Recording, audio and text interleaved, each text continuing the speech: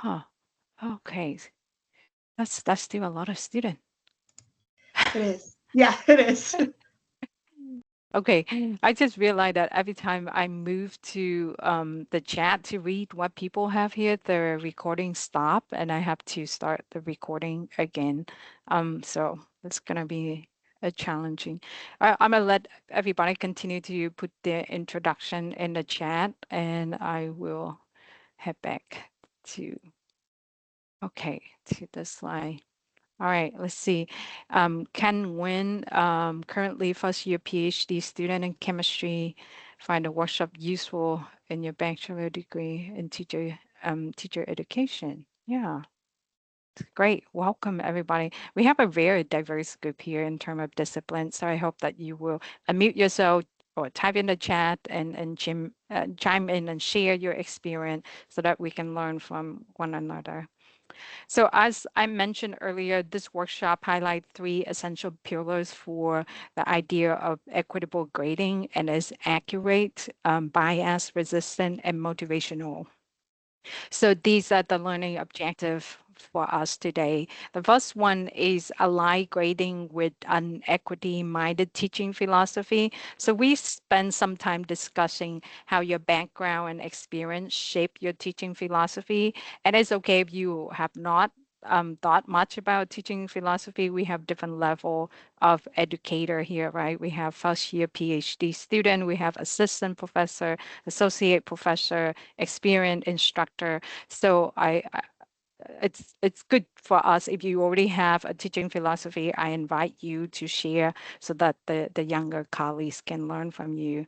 The second thing is we're gonna talk about how to implement practices that are growth focused. So in this workshop, after this workshop, you should be able to identify and implement some of the growth focused practices we discussed today to create a more equitable grading system in your course.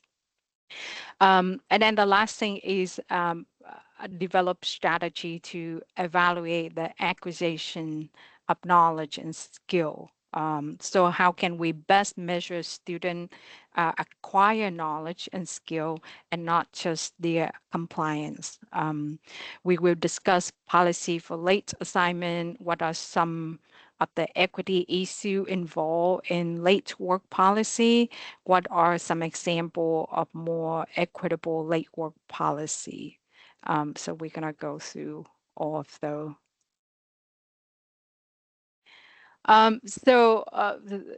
First thing, before we align grading with your teaching philosophy, I want you to think about your teaching philosophy. If you could share an experience of one of your best teacher and how they changed your life. I think most of us, when I delivered this workshop before, I hear a lot of inspiring story about how the teacher have an impact in your life and how you create your own teaching philosophy.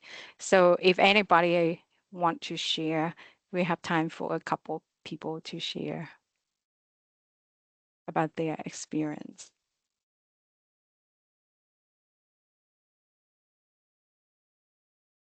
I can share first. The only reason I got a PhD in chemistry, even though I am a first generation immigrant, first generation going to college and graduate from college, I were working in an undergraduate analytical chemistry lab, and my professor asked me.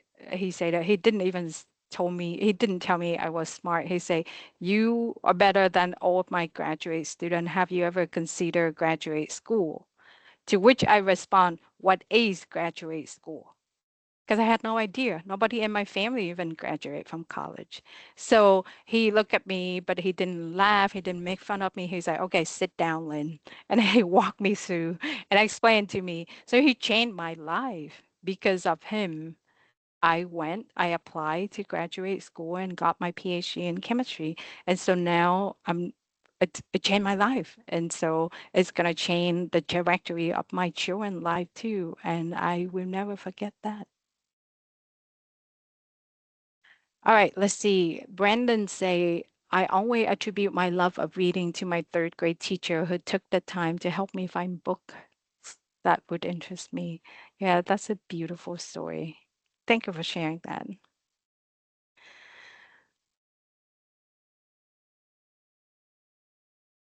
We have a couple more um, typings. And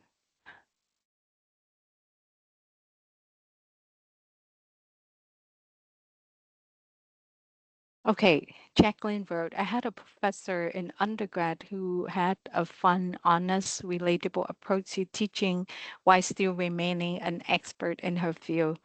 She truly cared about each student in her classroom, and is the reason I decided to pursue marketing and why I wanted to teach. Thank you, Jacqueline, for sharing that.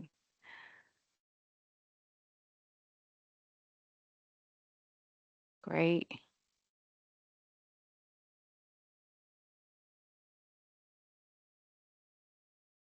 Okay.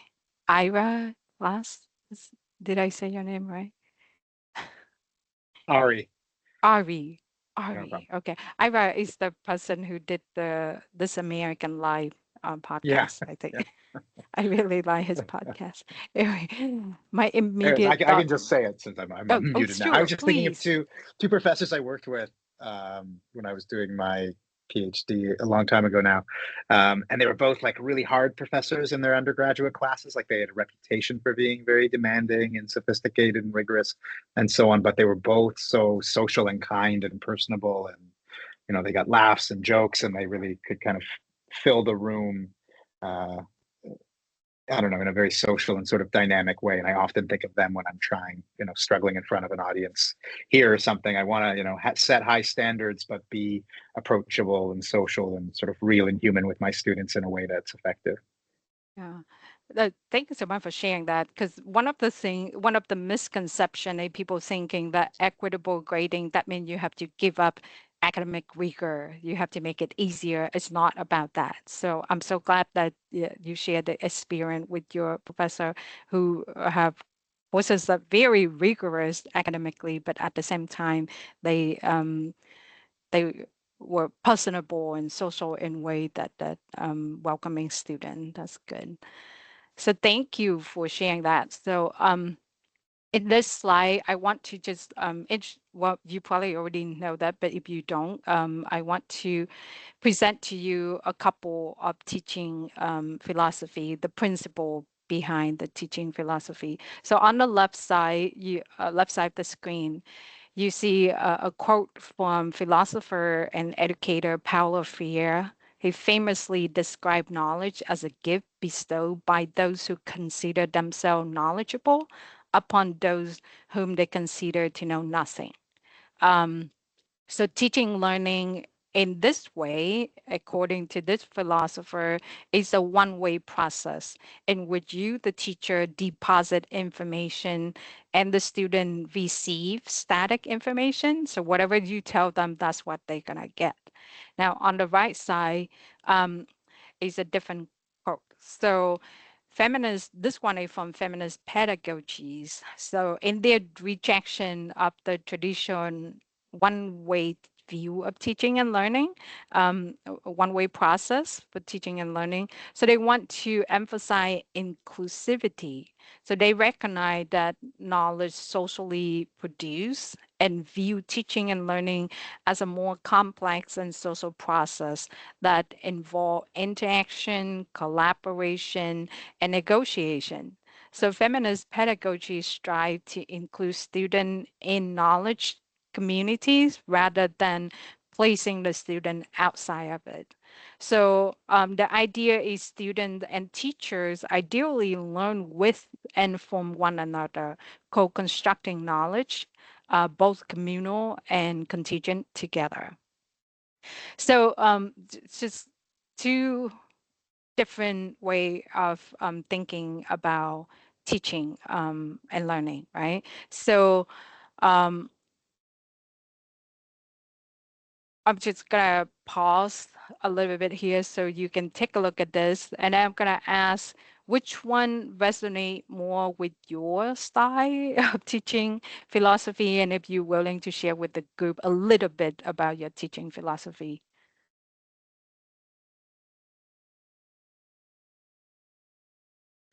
So if we have more senior faculty like associate professor, would you mind share so that other faculty can learn from you? Sure. I think the second one surely is more commensurate with how I approach and understand my interactions with undergrad and grad students alike.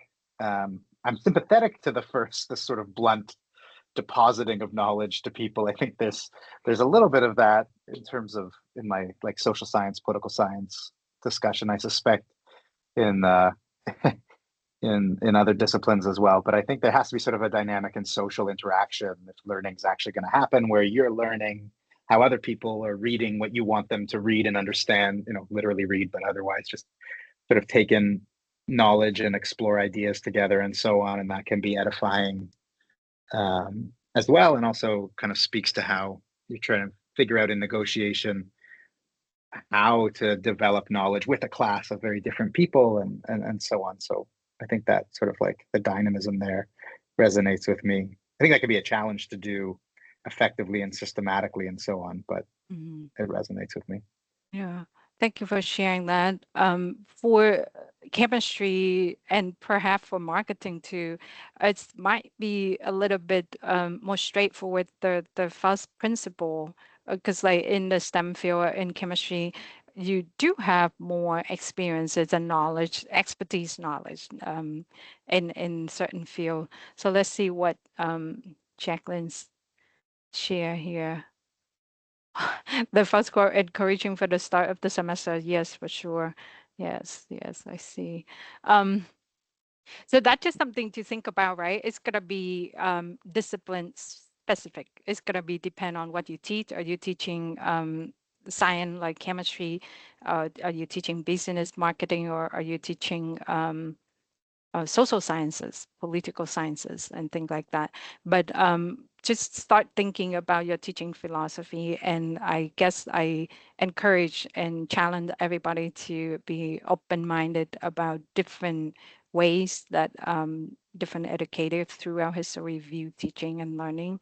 You come up with your own teaching philosophy. So now when we start thinking about teaching philosophy, or we have a teaching philosophy, let's start talking about aligning grading system with the teaching philosophy, right? So one step toward making your grading system more equitable is aligning your grading system with your teaching philosophy. And that depend on the courses, the discipline that you teach. Some question you might want to consider when you are aligning your grading system with your teaching philosophy are, what do you want your grades to represent? Do you want your grades represent student acquisition of the learning objective, or do they represent your student compliance? Which one do you think is more fair and more consistent? Another question to ask is, what do you want your grading to accomplish for you? Um, do you want your grading to inform your instructional decision, or does it inform something else, like fielding? And then the last thing that I encourage you to ask is, what are the most important thing do you want your course grading to accomplish for your student? You want the grade to incentivize the student to learn more, or you want the grade to incentivize student compliance? And then I don't have this question here, but another question to kind of ponder upon is, do you believe in assessing grade penalty for late work? Why or why not? And how that might affect the equity in your grading practices? Um, so these are the questions that I encourage and challenge you to think about when you develop your grading system and aligning the grading system with your teaching philosophy. I'm going to take a pause here for any comments.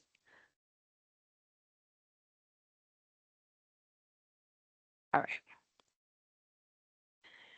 So I'm going to give you one example of attendance, right? Should faculty, professor, TA, should we grade or not grade attendance? And I have the same three questions that I just asked you. So I'm going to put these three questions here. And then on the right side of the slide, you see a few image. So what assumption do we make when students don't show up? Um, what is the reality? And how can you find out? What might be some obstacles students are facing?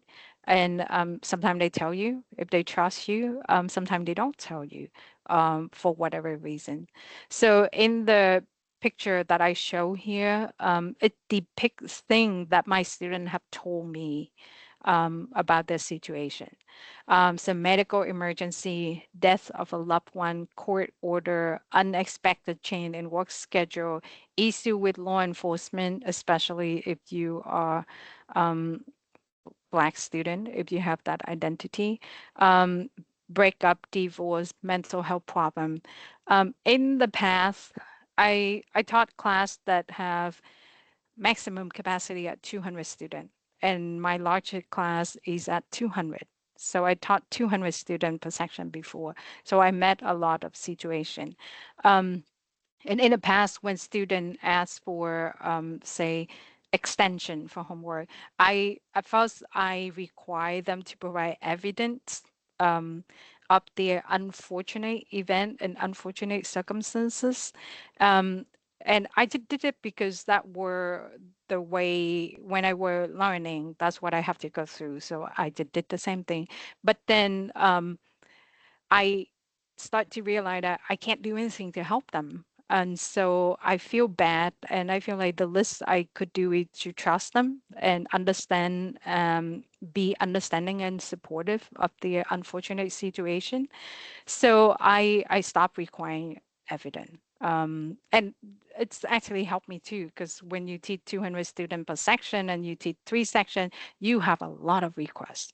And so it make it a little easier on me when I just choose to trust the student and stop requiring them to produce like death certificate or a copy of court order or medical um, doctor note and things like that. So that's just something to consider. And when I stopped doing it, I think I help everyone. I have a student who actually a non-traditional college age student. He was a veteran, but then because of his age, he also a primary caregiver of his father who were suddenly diagnosed with brain cancer. And so he's a very talented and responsible student, but he was taught his culture, his background informed him that he had to do it himself. He hesitated to ask for help. So what I did was I noticed that he was doing really well, and then suddenly he just stopped submitting assignment. So I reached out and I say, "What's going on? What happened? Can I help you?" And because I reached out, he actually showed up and talked to me, and he said that he didn't feel like he want to ask for special treatment. And I say, "No, you're not asking for this. I know you're doing really well. I know something must have happened. So what can I do to help you?" And so we map out a plan so that he can catch up and submit assignment that he missed when his dad were going through surgery and everything else. And he were able to successfully complete the course and move on and become a nurse like he want to. So that's just one story, right? So how should we address equity issue such as these? Why not penalizing students because we assume that they are lazy or unmotivated? Um, so if you do have to grade attendance, I suggest you consider this question too. What do you want the attendance grade to represent? Do you want it to represent the student acquisition of knowledge, learning objective, or compliant? And then what do you want the grade to accomplish for you? What do you want the grade to accomplish for your student? So these are very simple questions, but I think it helps us stay focused on what are we assessing when we teach, right? Okay, so I any comments, remark, sharing? Do you agree attendant? Do you not? What are the advantage, disadvantage?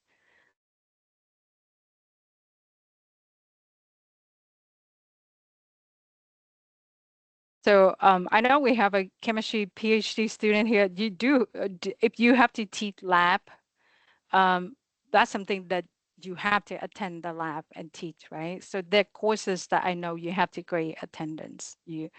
But then when you do that, think about these questions and the activity that the student have to do in the lab in order to learn.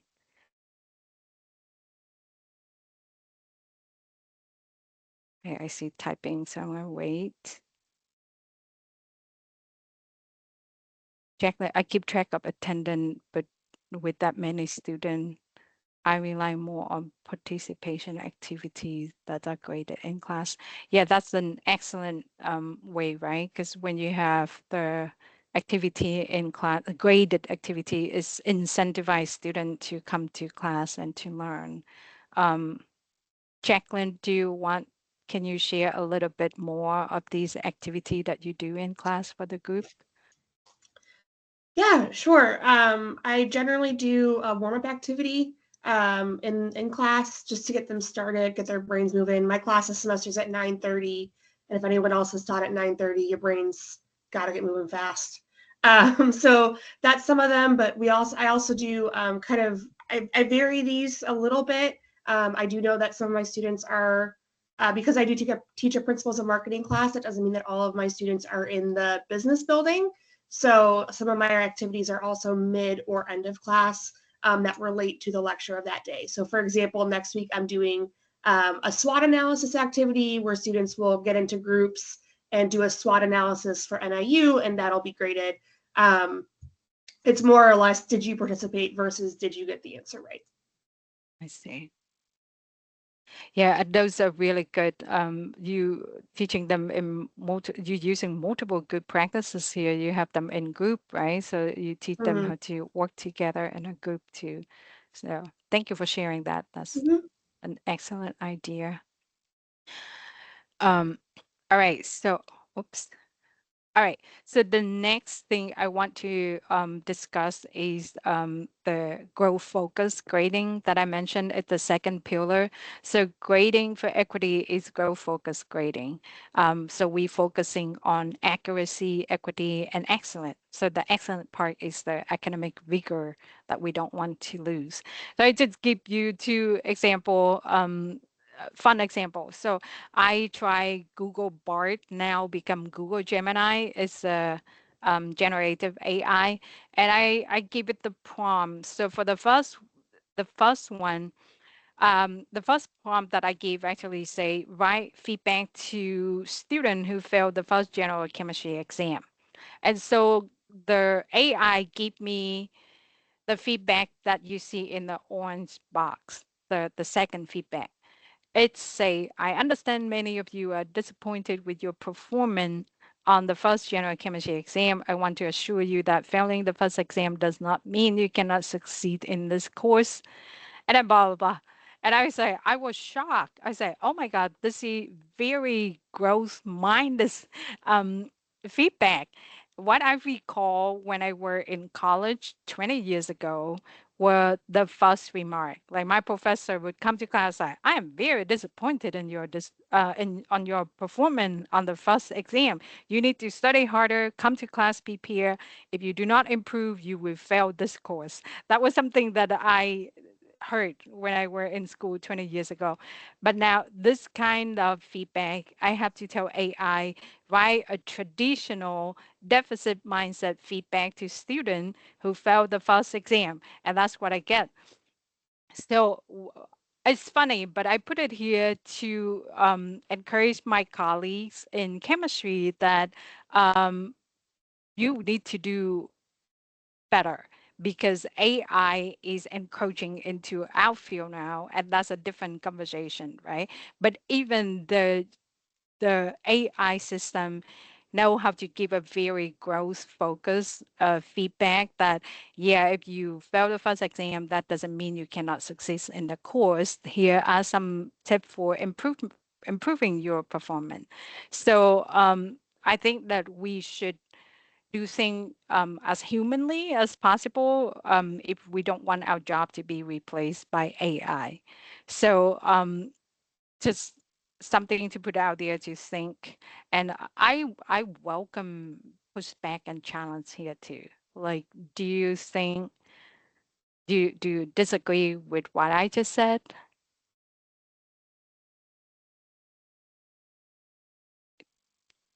Do you agree? Anyone want to share their thought? We haven't heard from the assistant professor, so I'm going to put you on the spot here.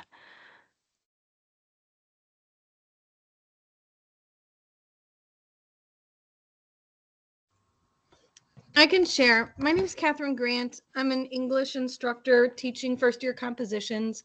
And I guess to think about growth mindset, my students turn in a rough draft. And regardless of what that rough draft is, it receives full credit and it receives extensive feedback. I spend a lot of time doing their rough draft feedback.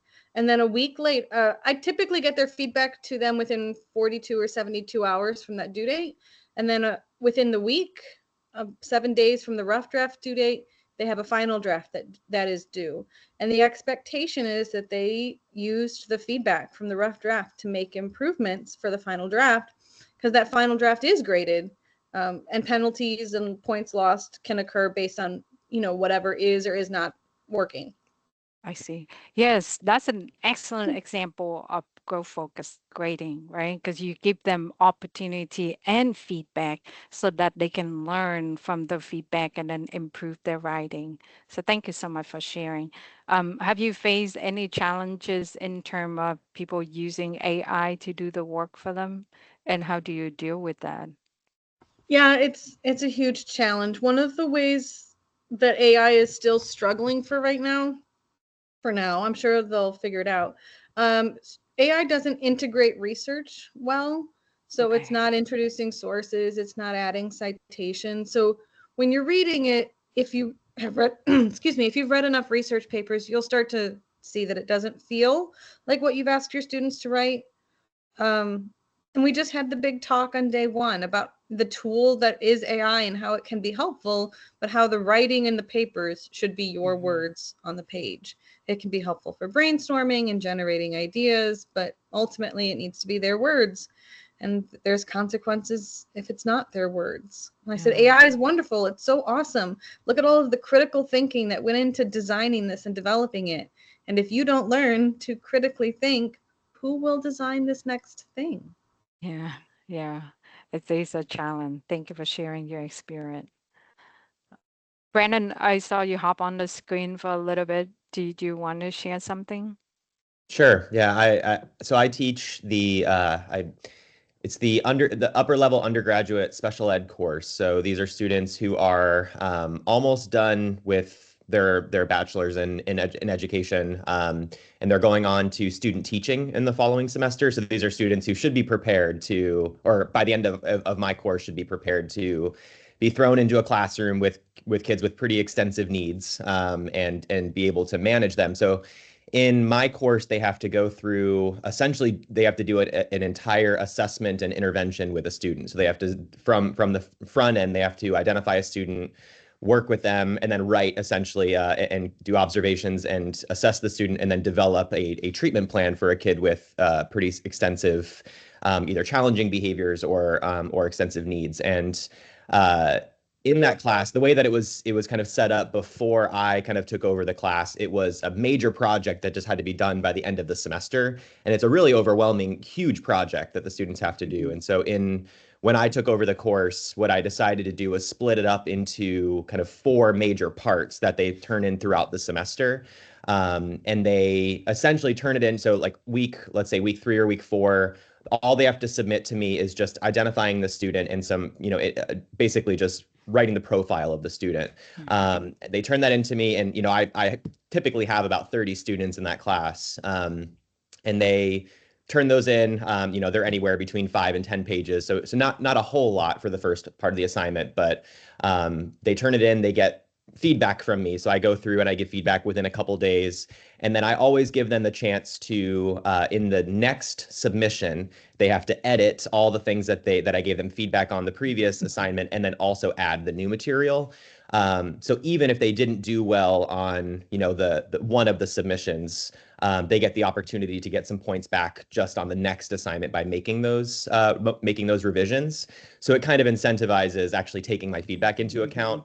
They don't always do it, but it at least provides a little bit more as far as just keeping up with the material and moving forward rather than kind of focusing on maybe the couple points you got taken off on a previous assignment.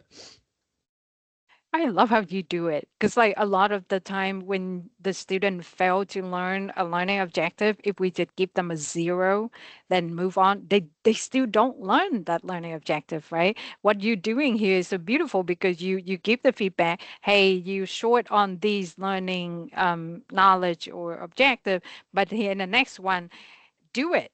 Like you incentivize them to like, I'm not gonna let you off with not getting point. I'm gonna make sure that you learn the learning objective by the time you're done with my course. So yes, that's an excellent example of growth focused grading. Thank you so much for doing it, and thank you so much for sharing with other faculty here. All right. So I that's this is the space. I don't know everything, right? I'm just here to facilitate learning, and as you guys share your experiences in your class, other colleagues gonna hear that and learn from you. So in a way, I'm trying to create a learning community here for faculty to learn from one another. I can only speak from my own experience. So English is my second language. I learned English when I got to the US 20 years ago. So when I fresh off the boat, I arrived on an airplane, not a boat, but I couldn't speak English, and so it was really challenging for me to learn in everything in English. Now it's also a good opportunity because it forced me to learn English faster, but the lack of language, English language development doesn't mean I was dumb. So that's why I picked chemistry because I want a subject, I want a major that have minimum English that I can use chemical equation, I can use chemical symbol, I can use number, which is universal, so that I can be successful. So um, what I shared a story because I say student come with different background, different advantage and disadvantage. And disadvantaged student like me in term of language, English language development, we don't want to leg up, right? We just want professor to value growth instead of depressing growth. We need professor to understand that we have less of this, like English language development, but then we have more of something else, like idea, chemistry idea, new idea. So we student, if they have less resources, if they given less, they are probably less prepared to succeed in college in certain area. But then if you give them a chance, if you understand where their challenges come from with good instruction, good mentorship, good grading, I'm sure that our student can catch up, and they will contribute meaningfully back to the course and to society when they leave campus. So here are some growth focus practices beside the one that already shared by our colleagues. I hope you consider some of these things if you have not already done so. First thing is aligning your assessment with the learning objectives. So that means you have to have very clear learning objective. What do you want the student to learn in your class today? And then this week, and then this semester. And then you grade by those learning objectives. So this involves assessing whether students are acquiring the course objective, the standard, rather than just receiving points simply for complying. Another thing to consider is to distinguish homework from busy work. Tell your student why you want them to do and how the activity or exercise or assignment often sometimes come with repetition because that's how we learn. So explain to them how the activity or exercises help them acquire or retain knowledge and skill that necessary for their career. And then extra credit is something that we should consider. I think it take more carefully design for assignment that classify as extra credit, um, because we don't want to choose again, what do we want the extra credit grade to represent, right? If it's a learning objective, shouldn't the student learn it already, and should it be in the non-extra credit grading? So just something to think, if you do offer extra credit, how do you do it, and do it in a way that makes sure that it reflects the student learning, and not just their compliance. um, One thing you could consider is to put the extra credit in the labor-based um, learning. So consider separating labor-based activity and learning objective-based activity. So for the objective-based, you have to provide feedback. You have to tell them whether they meet your requirement, pass or not pass of learning that objective. You can provide revise, resubmission until the student pass. So that would be objective-based grading. And then in the labor-based, you can list that if you do these activities, you earn an A. If you do these activity, you earn a B, and then provide formative assessment for them. It's just something to consider. And then the last thing here on this slide is to ensure the grade reflect what the student know, and not whether they're just compliant. Should student be getting a grade based on behavioral, um, or should they be assessed based on their mastery of a course learning objective? So any thought on the extra credit here? All right. I'm gonna move on because we have more growth-minded practices I want to introduce here. When evaluating student participation, it's important to be mindful of potential bias. Participation is good for class engagement and learning, right?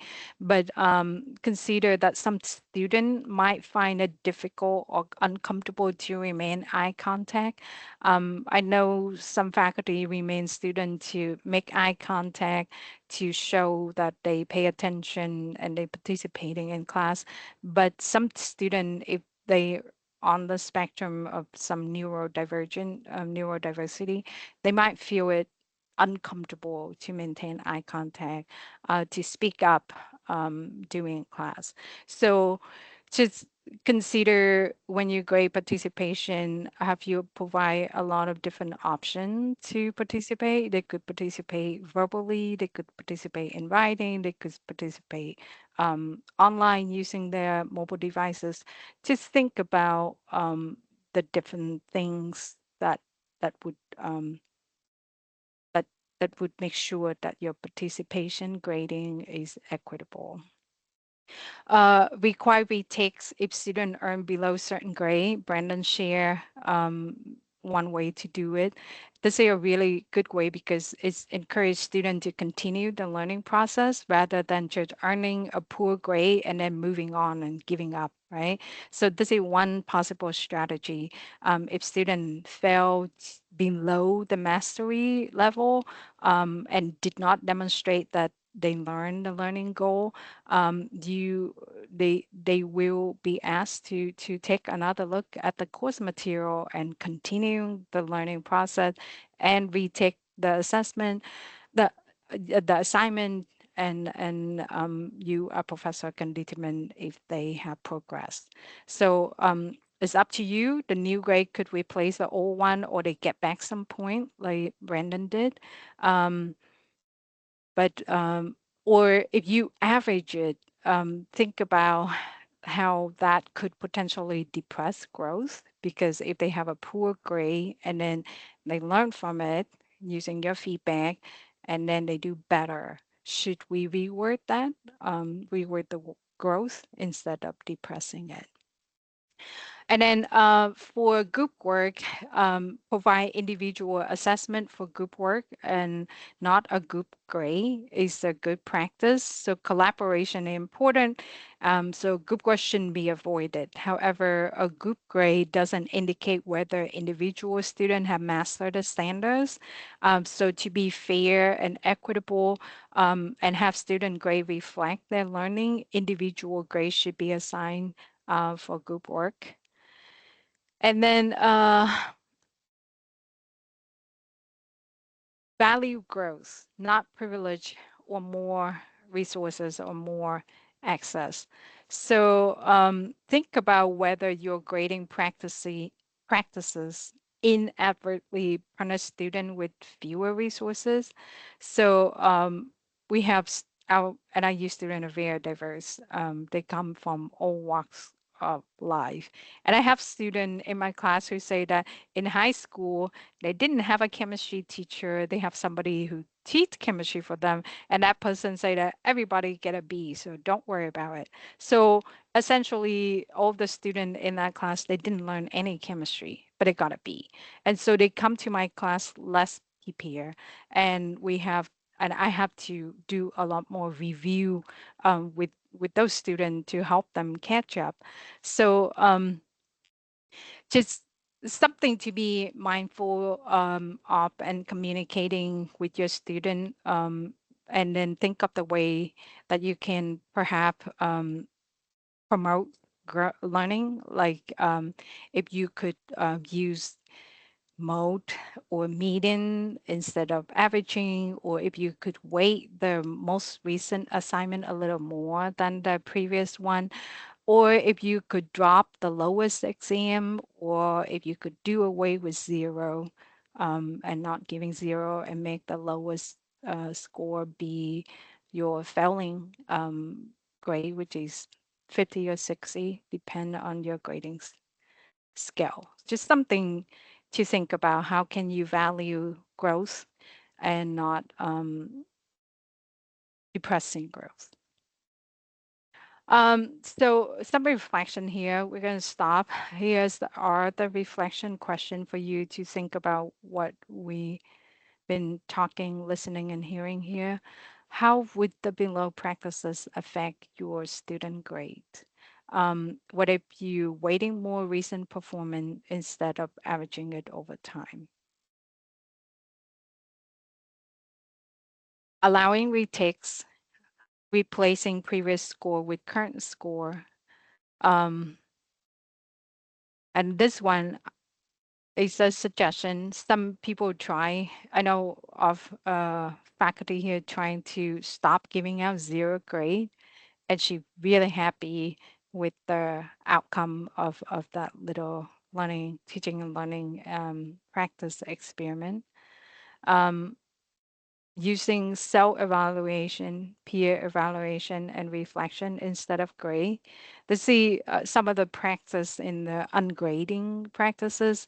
I'm not there yet personally, but I'm gonna put it out here for you to start thinking about. So in ungrading, you would employing expansive feedback strategy other than giving a score. So that's something for you to think about. And now I'm gonna stop talking for a few seconds, maybe 30 seconds, 60 seconds, and I want you to think about this. And then I want each of you to share a little bit about your thought on what you hear today.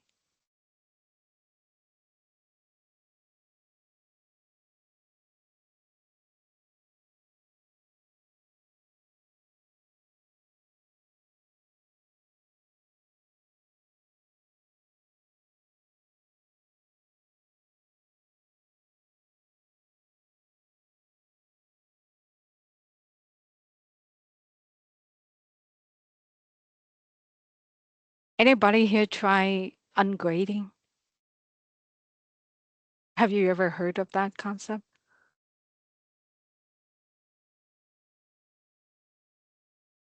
Right. I might read a comment in the chat from Canton.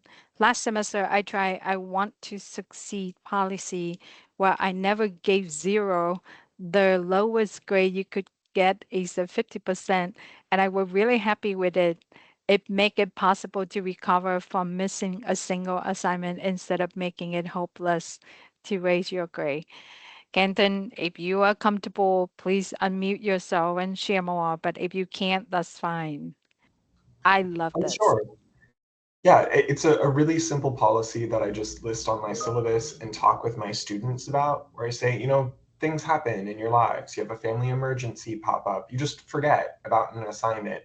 Students really don't need to tell me the reason. It's just if they've missed an assignment, the lowest grade you're going to get is a 50%. So it still does affect your grade, but it makes it possible to recover from missing an assignment so that students can continue to learn even if they've had a hiccup along the way. Yes.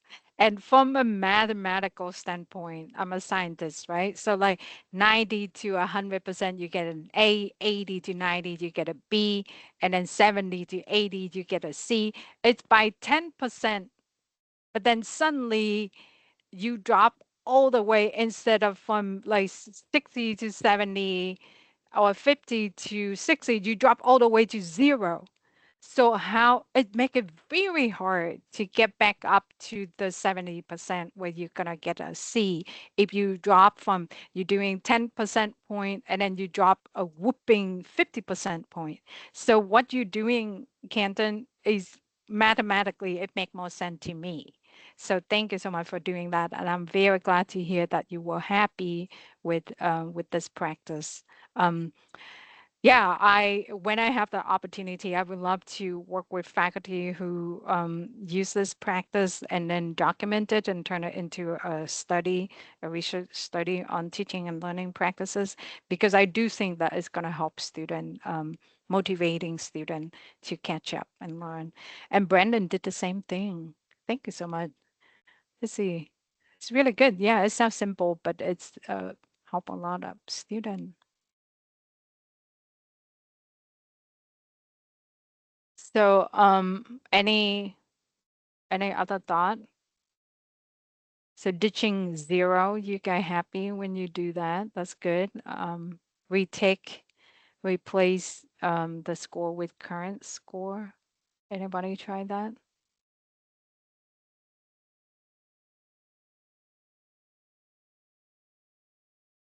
Okay, sound good.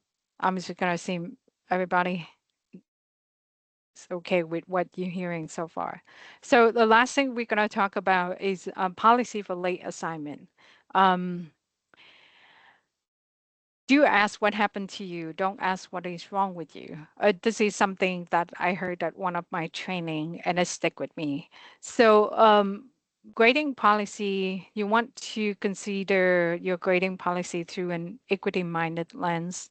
Um, and that should reflect on your late work policy. If you don't have a late work policy, you might want to start thinking about it. And again, we're gonna ask the same question at the beginning. What do you want your grade to represent? So what assumption do you make when students don't turn in the work? What is the reality? Would you ever find out? Um, and so each of the image is the bigger version of the one that I showed you earlier. And I'm just gonna share some facts about the student here at NIU. So NIU have a focus on making college education more accessible to people, right? So when they change the way they recruit student, we end up with a very diverse student body. I think 70% of our student are student of color, 50% of our student are first generation student.